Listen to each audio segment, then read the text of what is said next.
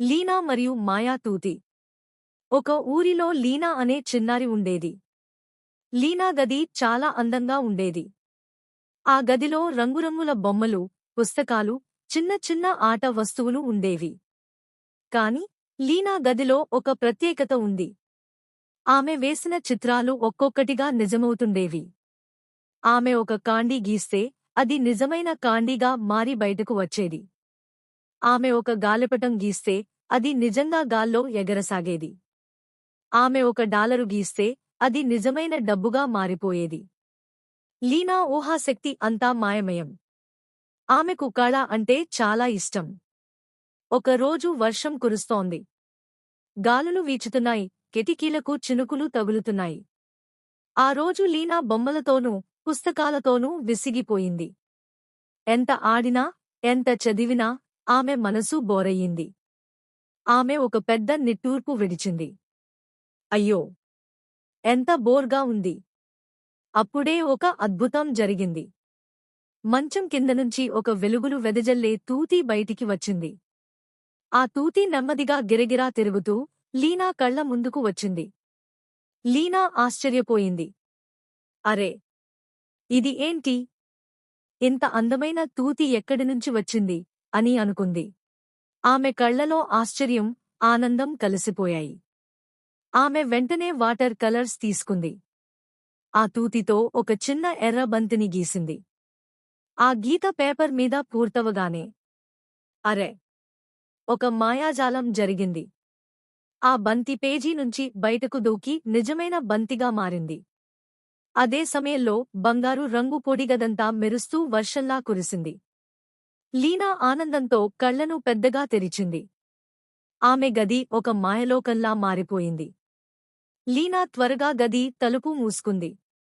ఈ మాయ రహస్యం నాకే తెలుసు అని అనుకుంది. ఆమె కళ్లలో కుతూహలం, ఆనందం మెరిశాయి. ఆమె తూతితో మళ్లీ గీయడం మొదలుపెట్టింది. మొదట ఒక కాండీ గీసింది. అది నిజమైన కాండీగా బయటకు వచ్చింది. తర్వాత ఒక గాలిపటం గీసింది. అది నిజంగానే గాల్లో ఎగరసాగింది. ఆమె గది ఆనందంతో నిండిపోయింది. లీనా సంతోషంగా నవ్వింది. ఇది నా మాయా తూతి. ఇక నాకు ఎంత సరదాగా ఉంటుంది అని అనుకుంది. అప్పుడే తలుపు తట్టింది. టక్ టక్ టక్. అది ఆమె స్నేహితుడు టామీ. అతను అన్నాడు, లీనా, బయటికి రా. మనం కలిసి ఆడుదాం. కానీ లీనా బిజీగా ఉంది. ఆమె సమాధానం ఇచ్చింది. నేను బిజీగా ఉన్నాను టామీ. ఇప్పుడు రాలేను అని చెప్పి తూతిని త్వరగా దాచేసింది. టామీ లోపలికి వచ్చాడు. అతని చేతిలో ఒకే ఒక్క చివరి కుకీ ఉంది. ఆ కుకీని లీనాకు ఇస్తూ అన్నాడు, ఇదిగో, నా దగ్గర ఉన్న చివరిది. నీకు కావాలి. తీసుకో. అతని ముఖంలో నిజమైన స్నేహం కనిపించింది. కాని లీనా తన రహస్యం బయటపడిపోతుందేమో అని ఆందోళనతో మౌనం పాటించింది.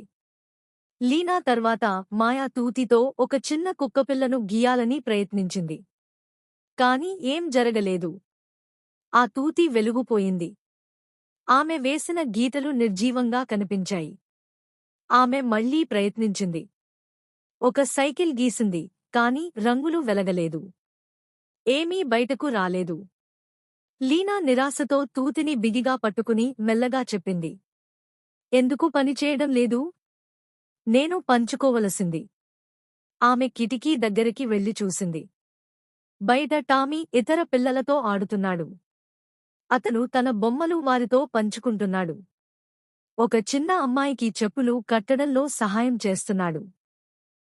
అది చూసి లీనా గుండె లోపల ఏదో మృదువైన కాంతి వెలిగింది. మాయ అంటే పంచుకోవడంలోనే ఉంది అని ఆమె అర్థం చేసుకుంది.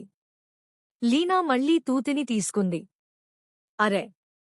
ఈసారి అది మళ్లీ వెలుగులు వెదజల్లింది. ఆమె ముఖంలో ఆనందపు చిరునవ్వు వెలిగింది.